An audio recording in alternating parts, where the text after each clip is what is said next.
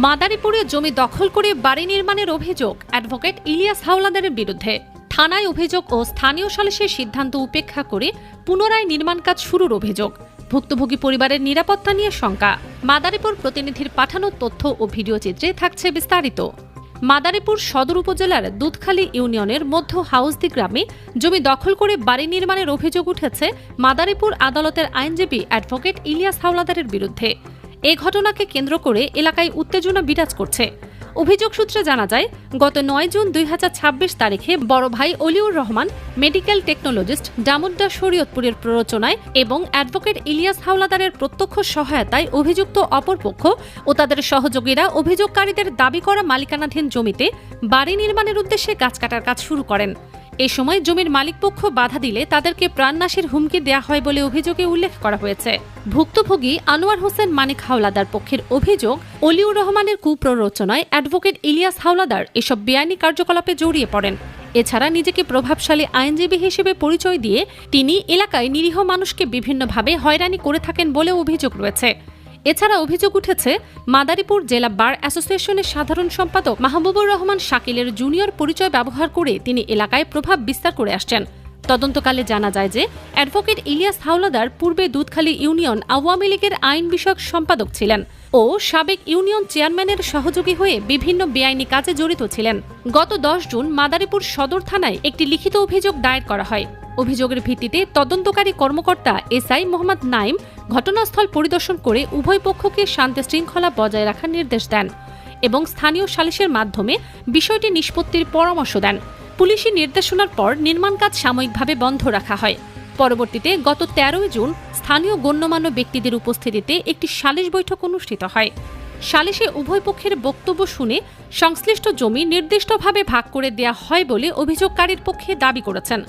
সে সময় উভয় পক্ষ সালিশি সিদ্ধান্ত মেনে অঙ্গীকারও করে বলে জানা যায়। উল্লেখ্য, ইলিয়াসের ভাই অলিউর রহমান স্থানীয় গণ্যমান্য সালিশগণের সিদ্ধান্ত মেনে নেয় বলে জানা যায়।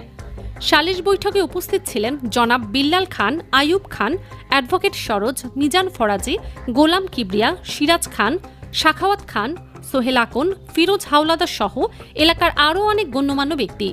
তবে অভিযোগ রয়েছে, গত ১৯ জুন সকাল ৭টার দিকে অ্যাডভোকেট ইলিয়াস হাওলাদারের ভাই অলিউর রহমানের কুপরামর্শে সালিশি রায় প্রত্যাখ্যান করে বেআইনিভাবে অ্যাডভোকেট ইলিয়াস নিজে সহ শ্বশুরবাড়ির লোকজন, নিজের মামা আজাদ খান, তার ভাইয়ের শ্যালক রাসেল ব্যাপারী, ভাড়াটিয়া গুন্ডা মাস্তান ও প্রায় ১৫ থেকে ২০ জন শ্রমিক ও রাজমিস্ত্রি নিয়ে পুনরায় ওই জমিতে নির্মাণ কাজ শুরু করে। এ সময় তারা প্রকাশ্যে পূর্বের সালিশি সিদ্ধান্ত না মানার ঘোষণা দেয় বলেও অভিযোগ করা হয়েছে।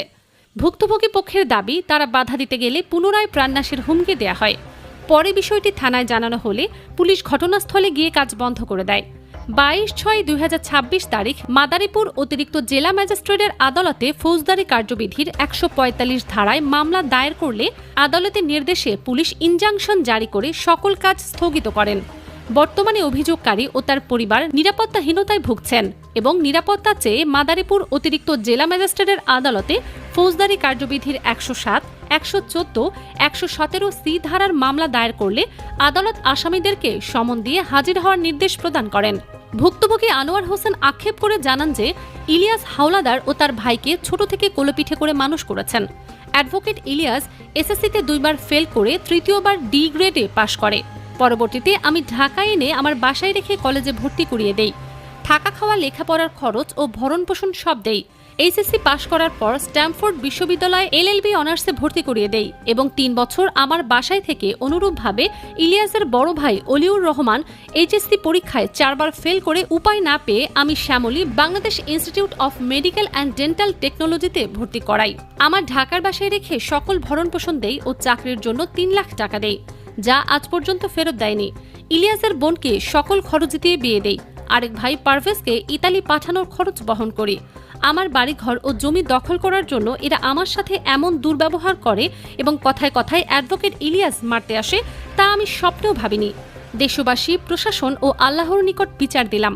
পরিবারটি প্রশাসনের জরুরি পদক্ষেপ কামনা করে জানিয়েছে, তারা সুষ্ঠু তদন্তের মাধ্যমে দোষীদের বিরুদ্ধে আইনানুগ ব্যবস্থা গ্রহণ এবং তাদের জানমালের নিরাপত্তা নিশ্চিত করার দাবি জানাচ্ছেন।